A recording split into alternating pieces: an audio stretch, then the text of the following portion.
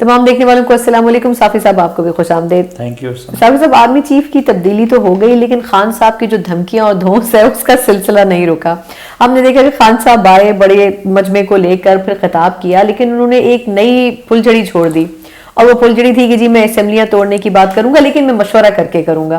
اب یہ بتائیں کہ اگر یہ مشورہ ہوا نہیں تو پھر اعلان کیوں؟ نہیں, آرمی چیف کی تبدیلی کے ساتھ تو ان کے ریویو میں بھی بڑی تبدیلی آئی. بہت تبدیلی آئی ہے, واقعی تبدیلی آ گئی ہے ویسے دیکھا جائے تو. تبدیلی آ نہیں رہی بلکہ تبدیلی آ گئی ہے. مثلا ایک تو یہ ہے کہ وہ پہلے اسلام آباد پہ حملہ آور ہو رہے تھے, وہ پنڈی سے واپس چلے گئے. اب دھرنا دینا تھا انہوں نے, اس طرح کا کوئی جو ہے نا اسلام آباد پہ حملہ آور ہونے کے جو ہے نا وہ سوچ بھی نہیں سکتے. تو ایک تو یہ بہت بڑی تبدیلی ہے. دوسری بڑی تبدیلی آ گئی کہ وہ وفاقی حکومت کو گرانے آئے تھے اور وفاقی حکومت کو گرانے کی بجائے خیبر پختونخوا اور پنجاب میں اپنی حکومتوں کو توڑنے کا اعلان کر کے چلے گئے. کچھ لوگ کہہ رہے ہیں کہ یہ اچھی چال ہے, کچھ لوگ کہہ رہے ہیں کہ یہ غلط کارڈ ہے. تو اب کس بات کو صحیح سمجھا جائے؟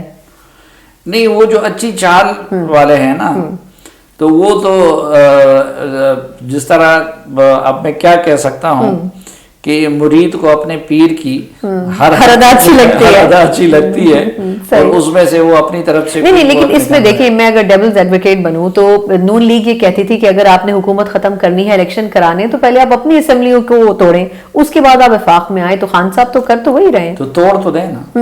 نہیں, وہ سوچ رہے ہیں نا, اب یہ سوچنے کے پروسیس میں ہیں. میرے خیال میں یہ سوچتے ہی رہیں گے. صحیح.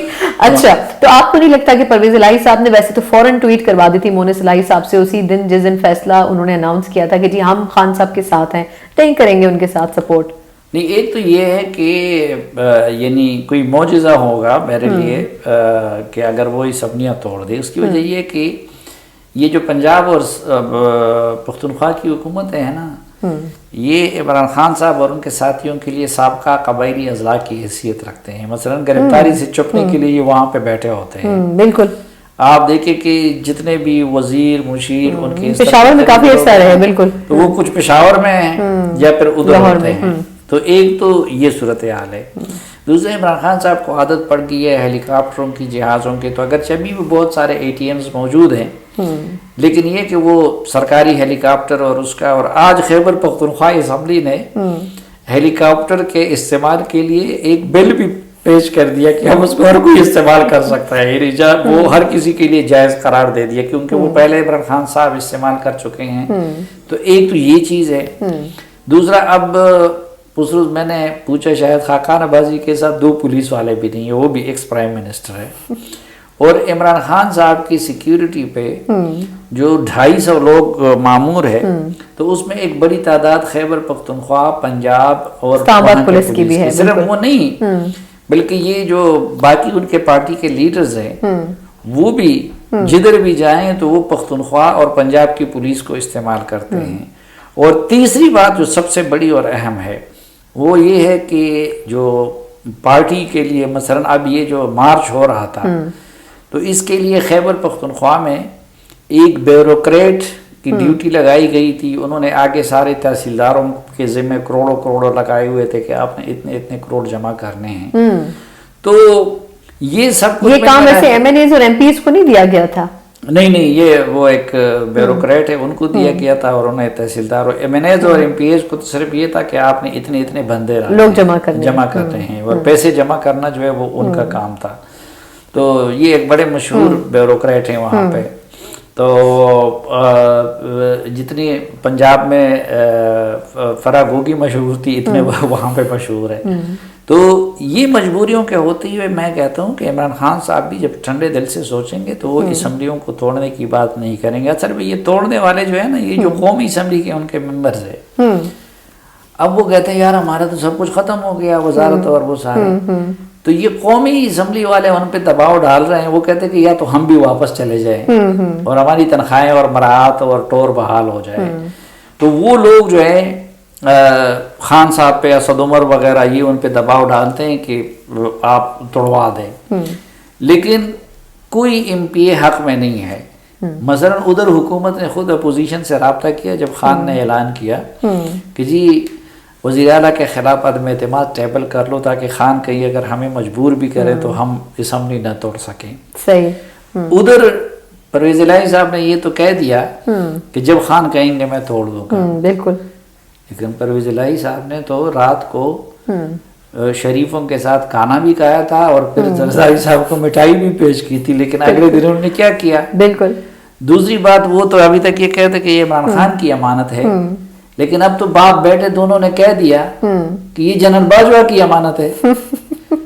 اور اس دونوں نے کہہ بھی دیا کہ یہ خان کے فائدے میں نہیں ہے، اور 4 مہینے کا تو کم از کم کہتے کہ 4 مہینے تک توڑنا ہمارے اس کے فائدے میں نہیں ہے. اور اس کے بعد تو obviously الیکشن کا ٹائم شروع ہو جائے گا، یہ جو ہے وہ قبل از وقت یہ ہو سکے گا. اچھا، لیکن ایک اور چیلنج بھی ہے. چلیں خان صاحب تو جو خواب دکھا رہے ہیں وہ پورے نہیں ہو سکیں گے، لیکن اب جو گورنمنٹ تھی ہماری وہ پچھلے تقریباً 8 ماہ سے یہ کہہ رہی تھی کہ اگر خان صاحب اپنے مسائل ختم کر دیں اور شور شرابہ بند کر دیں، احتجاج کی باتیں نہ کریں، تو بہت سی چیزیں ٹھیک ہو سکتی ہیں، چاہے وہ فنڈنگ ہو لوگوں کی طرف سے یا کنٹریز کی طرف سے لونز ہوں. اب فوج اور یہ سارے مسائل ایک طرف، لیکن جو اس وقت ہماری گورنمنٹ ہے اس کی چیلنجز کیا ہو سکتے ہیں؟ اب آپ کو لگتا ہے کہ ان کو کوئی تھریٹ ہے خان صاحب یا پی ٹی آئی کی شکل میں؟ دیکھیے، اس حکومت کو اس حکومت کے لیے اب عمران خان مزید کوئی خطرہ نہیں ہے، لیکن یہ حکومت خود اپنے لیے خطرہ ہے. کس طرح؟ اور بدقسمت یہ ہے کہ عمران خان ابھی تک اگر پولیٹیکلی زندہ ہے تو وہ اس حکومت میں شامل اتحادیوں کی بیڈ پرفارمنس اور ان کی اقربا پروری اور ان کی نااہلی کی وجہ سے زندہ ہے. ٹھیک. اور یہ حکومت بھی اگر برقرار ہے یا بن گئی ہے تو یہ عمران خان صاحب کی حرکتوں کی وجہ سے بن گئی ہے اور برقرار ہے. لیکن عمران خان صاحب کی ایک اسٹریٹجی ہوتی تھی کہ وہ جس طرح ہاکی یا فٹ بال کے کھیل میں آپ کی کوشش رہتی کہ گیم دوسرے کے ہاف میں رہے، تو عمران خان صاحب ہمیشہ دوسروں کو اٹیک کرتے تھے تاکہ ان کی ذات، ان کی پرفارمنس اس کی حکومت کی طرف توجہ نہ آئے. اور یہ پچھلے سالوں میں اس میں کامیاب رہے، یعنی وہ ان کی حکومت کبھی زیر بحث نہیں بنی. کسی پہ کیس بنائے تھے، کسی کو کیا کیا تھا، کسی پہ اٹیک کیا تھا زبان سے، فتوے یعنی سے، سامنے والوں کو ڈیفینسو موڈ میں رکھیں. اب دیکھیں خیبر پختونخوا میں ان کی حکومت کو پچھلے 8 سال سے تقریباً 8 نہیں 8 سے بھی زیادہ 9.25 سال ہو گئے. ٹھیک. اچھا، ادھر صحت کی تباہی کا یہ عالم ہے کہ آج ڈاکٹروں نے ویڈیوز دیے ہوئے ہیں ان کو 6 مہینے سے تنخواہیں نہیں ملی. پھر وہ جو صحت کارڈ کر رہے تھے، کئی اسپتالوں سے صحت کارڈ واپس لے لیا. کوئی دن ایسا نہیں گزرتا کہ 2-3 پولیس والے شہید نہ ہو رہے ہوں. اس کا کوئی ذکر کرتا ہے تو لوگ کوئی سوال اٹھائے کہ اچھا بھائی آپ اس طرح کا پاکستان بنانا چاہتے ہیں نا، کہ جس طرح خیبر پختونخوا میں ہے، ادھر تو آپ کے پاس 9.25 سال سے ہے نا حکومت، تو یہ گیم ادھر رکھتے تھے. اب جو صورتحال بنی ہے نا، اب وہ گیم عمران خان صاحب کے ہاف میں آ گیا ہے. ان پہ اتنے کیسز بن گئے ہیں اور اتنے بنتے جا رہے ہیں کہ ان کو اب اپنی صفائیاں دینی پڑیں گی، اپنے عدالتوں میں حاضریاں لگانی پڑیں گی. کبھی گھڑی کا معاملہ آئے گا، کبھی جو ہے دوسرا سکینڈل سامنے آئے گا، کبھی تیسرا سکینڈل سامنے آئے گا. اور مجھے تو لگتا ہے کہ خان صاحب کے سامنے آئیں گے، گورنمنٹ کے جو ہے ان کی پارٹی سے لوگ بھی ٹوٹنا شروع ہو جائیں گے. تو وہ خطرہ نہیں رہا. لیکن یہاں پہ جو حکومت کی پرفارمنس ہے نا، یہ خود اپنے لیے خطرہ ہے. مثلا یہ چوچوں کا مربع ہے. پیپلز پارٹی کی قیادت کی ترجیح، زرداری صاحب نے اپنے بیٹے کو وزیر بنا دیا، مولانا صاحب نے اپنے بیٹے کو وزیر بنا دیا، شہباز صاحب کی جب باری آئی تھی تو اپنے اس کو وزیر اعلیٰ بنانا چاہتے تھے. بالکل. پھر ان 3 پارٹیوں نے آپس میں وزارتیں بانٹ دی. جو چھوٹی جماعتیں ہیں ان کو ان کا ڈیزرو رائٹ نہیں ملا. بالکل.